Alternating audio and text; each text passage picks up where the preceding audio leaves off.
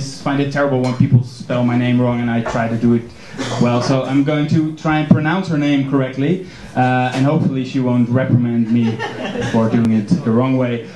Please give a very warm welcome for the wonderful Vero20130130.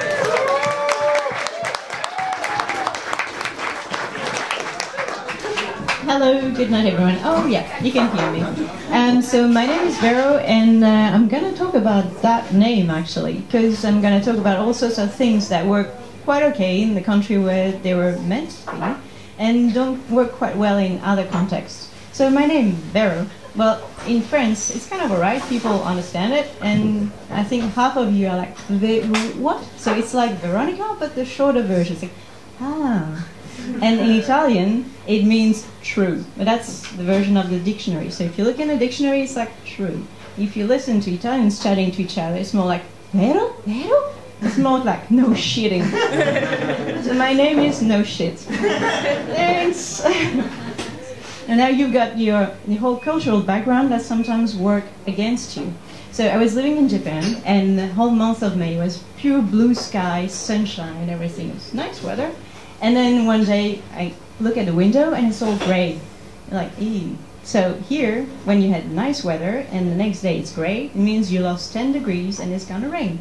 So you wear a sweater, you wear a rain jacket, then I go to the door, I open it, I almost suffocated. It was 40 degrees and it was 95% of humidity. It's called monsoon. Yay. Could have thought about that. And yeah, you've got also these kind of things, like in Japan, you've got people trying to make compliments to you.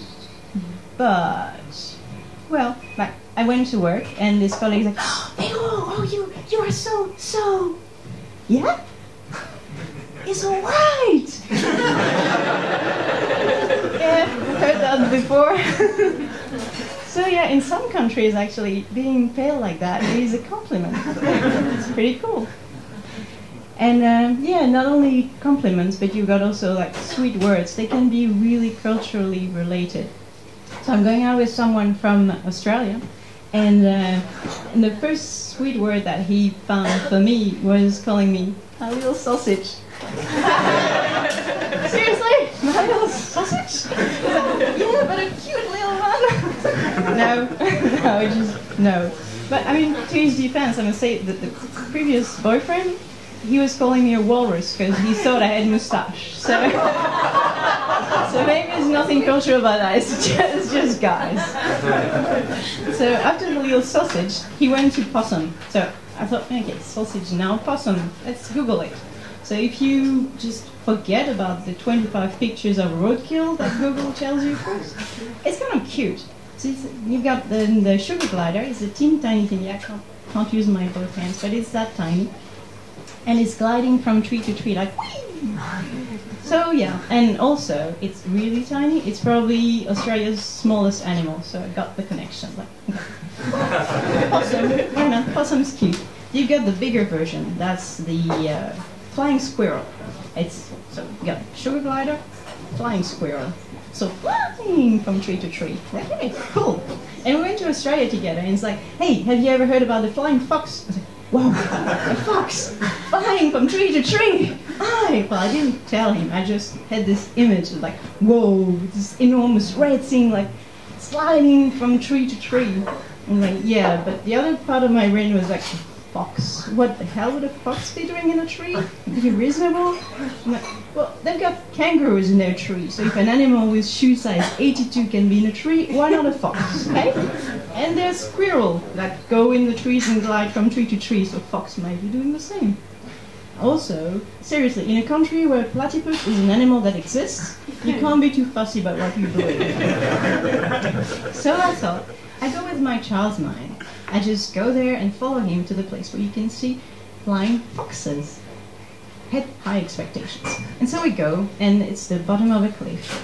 You got the river, you got the view on the city, you got sunset and everything. It's all nice and romantic. And suddenly there's this big cloud above us. An enormously noisy cloud. I look up, and it's enormous bats, like the size of umbrellas. I'm like, what the hell is that? Flying foxes. What do you expect? So yeah. there's things that you know obviously when you're Australian, but you might have the wrong image when you're not Australian. And the other week, well, last week actually, there was a lot of snow everywhere, so that reminded me of the other thing that everybody knows about. Like, Eskimo have heaps of words to be talking about snow, all sorts of different kinds of snow and things. So I thought, what about that? And I went to Wikipedia, not because I believe in the crowd's wisdom, because basically crowds are pretty dumb. Like, as Jesus or Hitler, they won't tell us.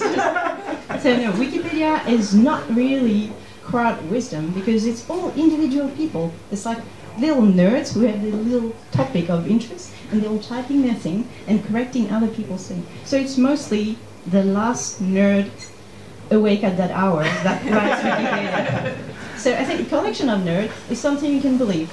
Crowd's wisdom, don't say that. So the nerd who wrote the story about the Eskimo languages, linguist nerd, like me, he was saying that basically Eskimo had a base word for snow, and they do derivations around that, and they just stick it into one word. Okay, well you can do that into English too. You've got a base word, that's snow, and then you derivations, like powdery snow, that's the one you want to ski on.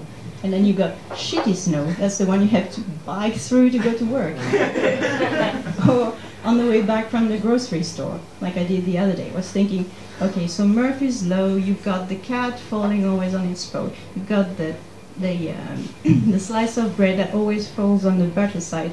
Is there any kind of law about having your work computer in a backpack with a bottle of wine and a pack of flour? No, I think of one. Let's not make up one. So I was biking through the snow. I saw my house like there at the end of the straight line. I focus, a bike. I'm alright. Surprising. Park the bike, and I turn around and I see the neighbor walking his dog. And so I take my backpack and I wave and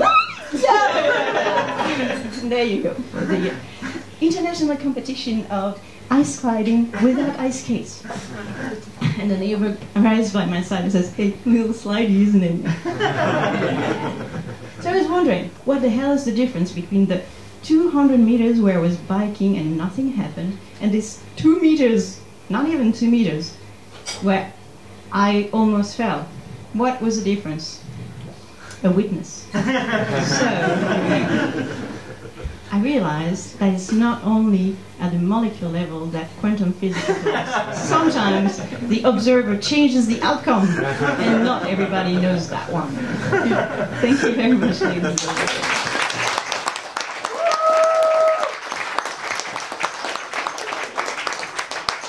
Great lesson about quantum physics.